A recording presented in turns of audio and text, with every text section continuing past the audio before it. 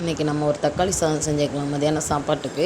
பார்த்திங்கன்னா நான் ஒரு 3 ஸ்பூன் எண்ணெய், இது வந்து பட்டை லவங்கம் நம்ம பிரியாணி பொடி எதுவுமே சேர்க்காம சூப்பராக இருக்கும். சிம்பிளாகவும் செஞ்சிடலாம். நம்ம வீட்டில் இருக்க தக்காளி வெங்காயம் இருந்தாலே போதும், நமக்கு சாம்பார் தூள் இருந்தாலே போதும். நான் 3 ஸ்பூன் எண்ணெய் ஊற்றிட்டு கடுகு உளுந்தம் பருப்பு கொஞ்சமாக வெந்தயம் சேர்த்துருக்கேன், 2-3 சேர்த்துருக்கேன், நல்லா வாசனையாக இருக்கும். அதுக்கப்புறம் பார்த்திங்கன்னா நான் வெங்காயம் வதக்கிட்டு, ஒரு பெரிய வெங்காயம் நல்லா வதக்கிட்டு, அதுக்கப்புறம் தக்காளி போட்டு நல்லா வதக்கிட்டு, கொஞ்சம் சாம்பார் தூள் மஞ்சத்தூள் போட்டு நல்லா எண்ணெய் பிரிஞ்சு வந்தோன்னா 1 டம்ளர் அரிசிக்கு 3 டம்ளர் தண்ணி வச்சு 3 விசில் விட்டு, சாப்பாட்டு அரிசி கொஞ்சம் பழைய அரிசி, அதனால் சாப்பாடு விசில் பாருங்கள், சாப்பாடு சூப்பராக பொழுன்னு வந்துருச்சு.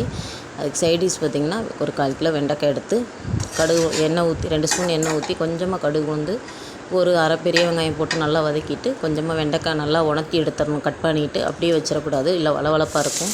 இல்லை பழைய வெண்டைக்காயாக இருந்தால் கூட நமக்கு நல்லாயிருக்கும். இதில் வந்து உப்பு மட்டும் போட்டு வெண்டைக்காயை நல்லா வதக்கிட்டு, நான் மிளகாத்தூள் எதுவுமே சேர்க்கல, ஏன்னா தக்காளி சாதத்தில் கொஞ்சம் காரம் கூடிடுச்சுன்னு எனக்கு தெரியும்.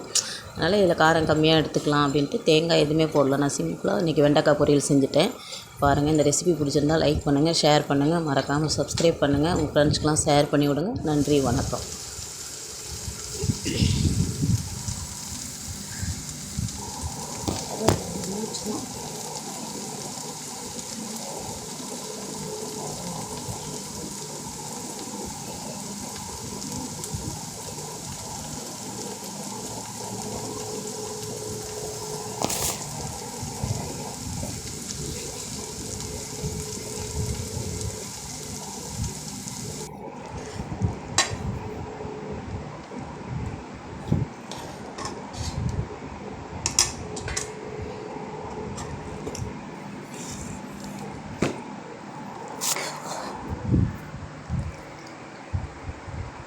தக்காளி சாதம் பாருங்கள், பொழுன்னு வந்திருக்கு பாருங்கள். பிளேட்டில் போட்டேன். தக்காளி சாதத்துக்கும் அந்த வெண்டைக்காய் பொரியலுக்கும் பார்த்திங்கன்னா இது வந்து சின்ன குழந்தைங்க ரொம்ப விரும்பி சாப்பிடுவாங்க.